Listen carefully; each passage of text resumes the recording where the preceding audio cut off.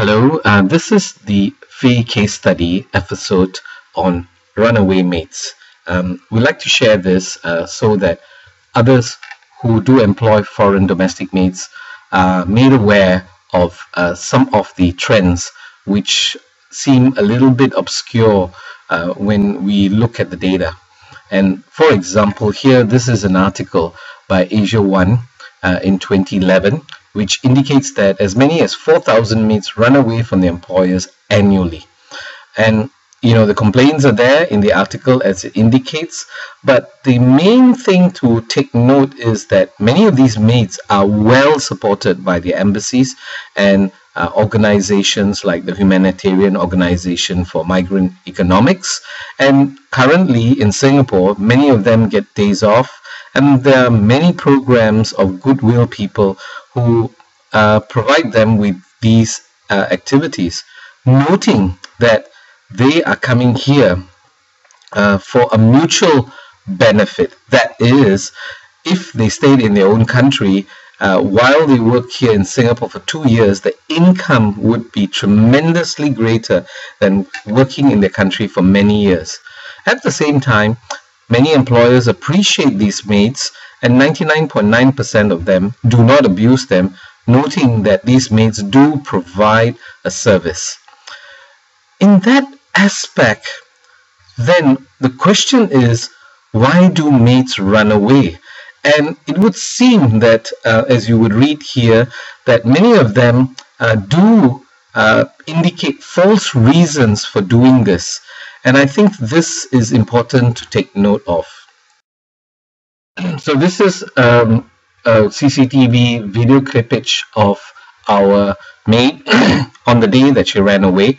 She seemed very happy. She was not complaining, responsive, showed interest, and she was very pleased that we were taking her out for the day. So, there was no signs in any way that she was unhappy, and she had indicated that she would like to continue to work for us for a period of time. Really, there was no signs or symptoms of it.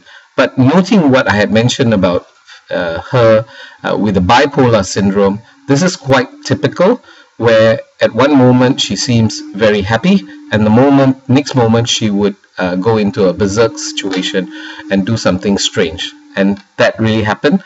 So after lunch, what happened was that she took my daughter and herself. They both went to the toilet, and when my daughter came out of the toilet, we couldn't find her. She had run away.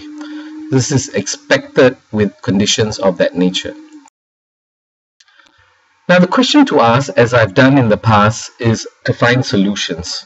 So if these FDWs run away from employers, they would be in the same category as our national service soldiers who go, absence without leave, or AWOL.